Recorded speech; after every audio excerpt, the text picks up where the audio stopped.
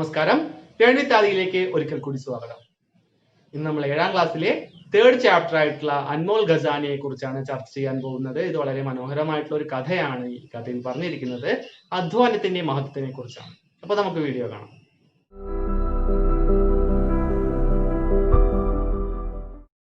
അപ്പോൾ എന്താണ് ഈ അൻമോൾ ഖസാന? അൻമോൽ എന്നാൽ അമൂല്യമായ എന്നാണ് അർത്ഥം. ഖസാന എന്ന് വെച്ചാലോ നിധി. അപ്പോൾ അൻമോൾ ഖസാന എന്ന് പറഞ്ഞാൽ എന്താണ്? അമൂല്യമായ നിധി. കുട്ടികളെ, നിങ്ങളെല്ലാവരും ചിത്രം ശ്രദ്ധിച്ചില്ലേ? ഇതെന്തിന്റെ ചിത്രമാണ്? ഒരു മരത്തിന്റെ ചിത്രമാണ്. ഇതൊരു സാധാരണ മരമാണോ? അല്ല. അതിന്റെ മുകളിലൊക്കെ എന്തുണ്ടായിട്ടുണ്ട്? പൈസ ഉണ്ടായിട്ടുണ്ട്. അപ്പൊ ഇതൊരു പണം കായ്ക്കുന്ന മരമാണ് അല്ലെ? മരച്ചുവട്ടിൽ ആരുണ്ട്? ഒരുപാട് ആളുകളുണ്ട്. അവരെന്ത് ചെയ്യാണ്? മരത്തിൽ നിന്ന് നോട്ടുകളൊക്കെ പറിക്കാൻ ശ്രമിക്കുന്നുണ്ട്. അവര് പണം കൊണ്ടുപോകാനായിട്ട് കയ്യിൽ കൊട്ടയും അല്ലെങ്കിൽ സഞ്ചിയൊക്കെ കൂടെ കരുതിയിട്ടുണ്ട്. അപ്പൊ നമുക്ക് ഈ മരത്തിനൊരു പേരിട്ടാലോ? പേരിടുമ്പോ ഒരു കാര്യം ശ്രദ്ധിക്കണം. ഹിന്ദിയിൽ വേണം പേരിടാൻ. അങ്ങനെയെങ്കിൽ നമുക്ക് അതിനെ ധൻകാ പേട് എന്ന് വിളിക്കാം. അല്ലെങ്കിൽ വേണ്ട, നമുക്കതിനെ അൻമോൾ ഖസാന, അമൂല്യമായ നിധി എന്ന് തന്നെ വിളിക്കാം അല്ലെ? അപ്പൊ നമുക്ക് കഥ തുടങ്ങിയാലോ? അമൂല്യമായിട്ടുള്ള ഒരു നിധിയുടെ കഥ. किसी गांव में विक्रम नामक एक युवक रहता था.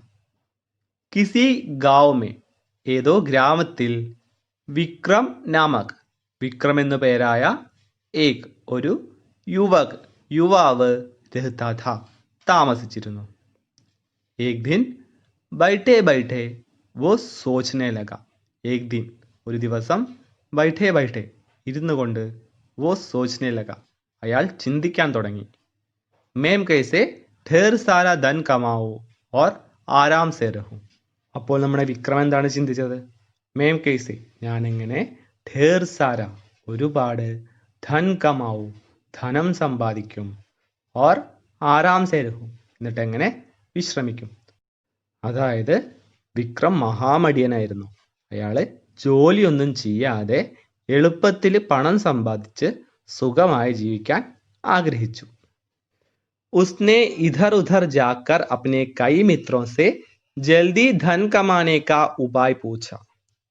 उसने അയാൾ ഇധർ ഉധർ ജാക്കർ, ഇധർ ഇവിടെയും, ഉധർ അവിടെയും, ജാക്കർ പോയിട്ട്, അപ്നെ കൈ മിത്രോം സെ അദ്ദേഹത്തിന്റെ ഒരുപാട് കൂട്ടുകാരോട്, ജൽദി എളുപ്പത്തിൽ, ധൻ കമാനേക്ക പണം സമ്പാദിക്കാനുള്ള, ഉപായ് പൂച്ച ഉപായം വഴി ചോദിച്ചു. ലേക്കിൻ കൊയ് ഠോസ് ഉപായ് നഹീ മില. ലേക്കിൻ എന്നാൽ, കൊയ് ഠോസ് ഉപായ് ഒരു കൃത്യമായ ഉപായം, നഹീ മില ലഭിച്ചില്ല. അങ്ങനെ വിക്രം എളുപ്പത്തിൽ പണം സമ്പാദിക്കാനുള്ള വഴി അന്വേഷിച്ച് അദ്ദേഹത്തിന്റെ ഒരുപാട് സുഹൃത്തുക്കളെ സമീപിച്ചു. പക്ഷേ ഒരു കൃത്യമായ മറുപടി പറയാൻ അവർക്ക് സാധിച്ചില്ല. നമുക്ക് അടുത്ത പാരഗ്രാഫ് നോക്കാം. സുബഹ് കാ സമയ ഥാ. സുബഹ് രാവിലെ, സുബഹ് കാ സമയ ഥാ സമയം രാവിലെയായിരുന്നു. വിക്രം ഖേത്തോ സേ ഹോക്കർ ജാ രഹാ ഥാ. വിക്രം ഖേത്തോ സേ ഹോക്കർ വയലിലൂടെ, ജാ രഹാ ഥാ പോവുകയായിരുന്നു. രാസ്തേ മേം ഏക് കിസാൻ സേ ഉസ്നെ ജൽദി ധൻ കമാനെ കാ ഉപായ് പൂച്ച. രാസ്തേ മേം വഴിയിൽ, ഏക് ഒരു, കിസാൻ സേ കർഷകനോട്, ഉസ്നെ അയാൾ, ജൽദി എളുപ്പത്തിൽ, ധൻ കമാനേക്ക പണം സമ്പാദിക്കാനുള്ള, ഉപായ് പൂച്ച ഉപായം ചോദിച്ചു. കിസാനെ വിക്രം കോ ബതായ. കർഷകൻ വിക്രമിനോട് പറഞ്ഞു. ഗാവ് കെ ഉസ് പാർ ഏക് സജ്ജൻ രഹത്തെ ഹെ. ഗാവ് കെ ഉസ് പാർ ഗ്രാമത്തിന്റെ അങ്ങേയറ്റത്ത്, ഏക് ഒരു, സജ്ജൻ നല്ല മനുഷ്യൻ, രഹത്തെ ഹെ താമസിക്കുന്നുണ്ട്. ഉൻകാ നാം ഹെ വിശ്വനാഥ്. അദ്ദേഹത്തിന്റെ പേര് വിശ്വനാഥ് എന്നാണ്. ഷായദ് വേ കോയി ആസാൻ തരീക്ക ബതാ സക്തേ ഹെ. ഷായദ് ഒരു പക്ഷേ, വേ അദ്ദേഹത്തിന്, കോയി ആസാൻ തരീക്ക ഒരു എളുപ്പ വഴി, ബതാ സക്തേ ഹെ പറഞ്ഞു തരാൻ സാധിക്കും. അങ്ങനെ വയലിൽ വെച്ച് കണ്ട കർഷകനോട് വിക്രം എളുപ്പത്തിൽ പണം സമ്പാദിക്കാനുള്ള ഉപായം ചോദിച്ചു.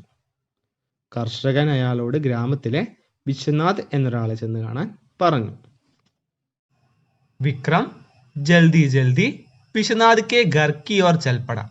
വിക്രം ജൽദി ജൽദി വേഗത്തിൽ വിശ്വനാഥ് കെ ഘർ കി ഓർ വിശ്വനാഥിന്റെ വീടിനു നേരെ ചൽ പടാ നടക്കാൻ തുടങ്ങി.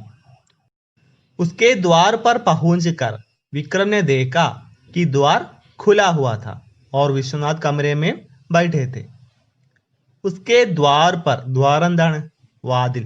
ഉസ്കെ ദ്വാർ പർ പഹൂഞ്ചിക്കർ എന്ന് പറഞ്ഞാൽ അദ്ദേഹത്തിന്റെ വീടിന്റെ വാതിൽക്കൽ എത്തിയപ്പോൾ വിക്രമിനെ ദേക്ക വിക്രം കണ്ടു കി ദ്വാർ ഖുലാ ഹുവാ ഥാ വാതിൽ തുറന്നു കിടക്കുന്നുണ്ടായിരുന്നു. ഓർ വിശ്വനാഥ് കമരേമേ ബൈഠേ തെ വിശ്വനാഥ് എന്ത് ചെയ്യായിരുന്നു? കമരേമേ മുറിയിൽ ബൈഠേ തെ ഇരിക്കുന്നുണ്ടായിരുന്നു. വിക്രം ने उन्हें प्रणाम किया और उनके सामने बैठ गया.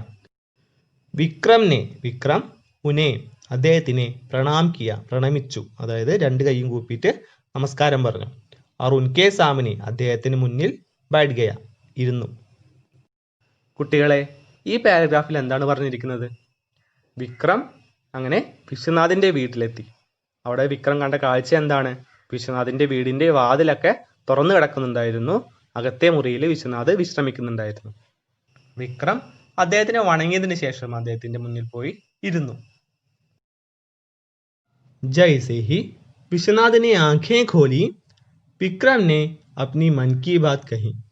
ജൈസെ ഹി വിശ്വനാഥ് ആഖേ കണ്ണുകൾ ഖോലി തുറന്നതും വിക്രം അപ്നി തന്റെ മൻ കി ബാത് മനസ്സിലുള്ള കാര്യങ്ങൾ കഹി പറഞ്ഞു. എന്താ പറഞ്ഞത്? मैं बहुत गरीब हूँ, आप मुझे जल्दी धन कमाने का कोई उपाय बताइए. ഞാൻ ബഹുത്ത് വളരെ ഗരീബ് ഹു പാവപ്പെട്ടവനാണ്, ദരിദ്രനാണ്. ആപ് മുജെ താങ്കൾ എനിക്ക് ജൽദി എളുപ്പത്തിൽ ധൻ കമാനേക്ക പണം സമ്പാദിക്കാനുള്ള കോയി ഉപായ് ബത്തായി എന്തെങ്കിലും ഒരു ഉപായം പറഞ്ഞു തരൂ. ഇതിനു മറുപടിയായി വിശ്വനാഥ് പറഞ്ഞു, തും വസന്ത് നഗർ ജാവോ.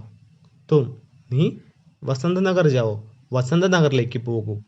വഹാം ഏക് ആദ്മി 20,000 रुपये में मनुष्य की आंखें खरीदता है. വഹാ അവിടെ ഏക് ആദ്മി ഒരു മനുഷ്യൻ 20,000 रुपये में 20,000 രൂപയ്ക്ക് മനുഷ്യന്റെ ആഖേ കണ്ണുകൾ ഖരീദ്താ ഹെ വാങ്ങുന്നുണ്ട്. തും അപ്നി ആഖേ ബേച്ച് ദോ. നീ അപ്നി ആഖേ തന്റെ കണ്ണുകൾ ബേച്ച് ദോ വിറ്റോളൂ. വിക്രം കോ ആശ്ചര്യ ഹുവ വിക്രമിന് അത്ഭുതമായി. അപ്നി ആഖേ ബേച്ച് ദോ ഫിർ മേ ദേഖൂങ്ക കൈസെ. അപ്പോൾ വിക്രം പറഞ്ഞു, അപ്നി ആഖേ ബേച്ച് ദോ എൻ്റെ കണ്ണുകൾ വിൽക്കാനോ? ഫിർ മേ ദേഖൂങ്ക കൈസെ പിന്നെ ഞാൻ എങ്ങനെ കാണും? അപ്പോൾ വിശ്വനാഥ് മറ്റൊരു ഉപായം പറഞ്ഞു. ठीक है ശരി, तो 15,000 में अपने दोनों पैर बेच दो. तो 15,000 में 15 എത്രയാണ്? 15. 15,000 രൂപയ്ക്ക് അപ്നെ ദോനോ പേർ നിന്റെ രണ്ട് കാലുകളും ബേച്ച് ദോ വിറ്റോളൂ.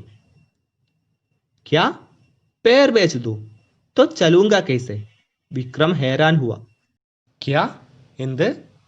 പേർ ബേച്ച് ദോ തോ കാലുകൾ വിറ്റ് കഴിഞ്ഞാൽ ചലൂങ്ക കേസെ ഞാൻ എങ്ങനെ നടക്കും? വിക്രം ഹേരാൻ ഹുവ വിക്രം അമ്പരന്നു. അപ്പോൾ വിശ്വനാഥ് പറഞ്ഞു, तो 25,000 में अपने दोनों हाथ बेच दो. तो അങ്ങനെയെങ്കിൽ 25,000 में 25 25 25,000 25,000 25,000ത്തിന് अपने दोनों हाथ നിങ്ങളുടെ രണ്ട് കൈകളും ബേച്ച് ദോ വിറ്റോളൂ. अपने हाथों के बिना मैं काम कैसे करूँगा. വിക്രം എന്ത് മറുപടിയാണ് പറഞ്ഞത്? अपने हाथों के बिना എൻ്റെ കൈകളില്ലാതെ ഞാൻ काम कैसे करूँगा എങ്ങനെ ജോലികൾ ചെയ്യും?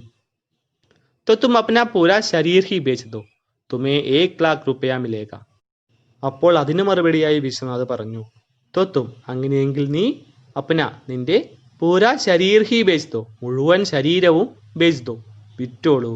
തുമേം നിനക്ക് 1,00,000 रुपയ 1,00,000 രൂപ മിലേഗ ലഭിക്കും. विश्वनाथ की बातें सुनकर विक्रम ने क्रोध और दुख के साथ कहा. വിശ്വനാഥ് കെ ബാത്തേൻ സുൻകർ വിശ്വനാഥ് പറഞ്ഞ കാര്യങ്ങൾ കേട്ട് വിക്രം ക്രോധ് ഓർ ദുഃഖ് കെ സാത്ത് ദേഷ്യം കൊണ്ടും സങ്കടം കൊണ്ടും പറഞ്ഞു, नहीं नहीं, ഇല്ല ഇല്ല. 1 കറോഡ് रुपये मिलने पर भी मैं ऐसा नहीं करूँगा. 1 കറോഡ്, 1 കോടി രൂപ കിട്ടിയാലും मैं ऐसा नहीं करूँगा, ഞാൻ അങ്ങനെ ചെയ്യില്ല. വിശ്വനാഥിനെ മുസ്കുരാക്കർ സംജായ.